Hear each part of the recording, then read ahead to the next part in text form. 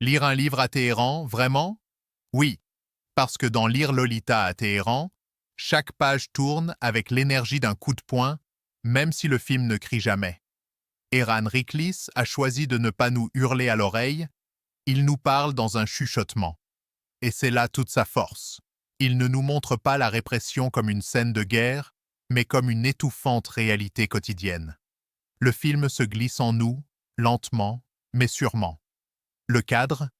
Un Iran où la moindre pensée dissidente peut coûter cher. Mais il y a plus.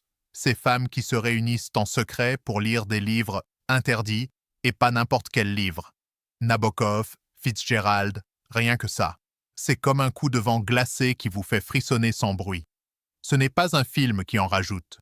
Non, c'est un film qui laisse de la place à chaque regard, à chaque livre que l'on tourne discrètement, comme si c'était un acte de bravoure.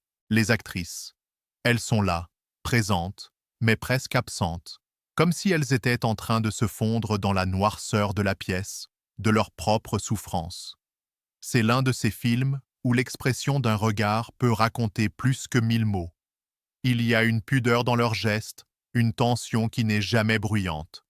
Vous n'avez pas besoin de grandes scènes de crise pour comprendre l'enjeu, juste une tasse de thé, un livre et des gestes furtifs. Mais ce n'est pas parce que le film chuchote qu'il est mou. Non, loin de là.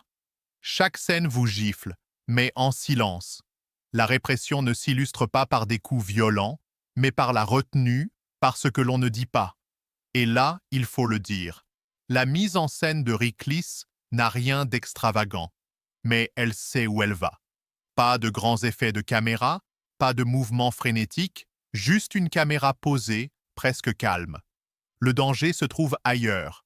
C'est ce silence, ce vide entre les personnages qui, dans leur repli, deviennent tellement plus parlants.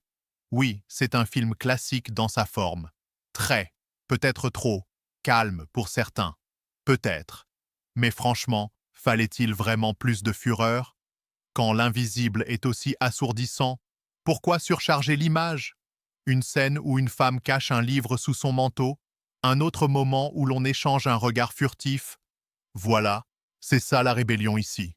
Une rébellion sans éclat, mais infiniment forte. Ce film, c'est un peu comme un mot que vous pouvez à peine dire, mais qui pèse lourd. C'est la liberté sur un plateau d'argent, caché sous un voile d'ombre. C'est subtil.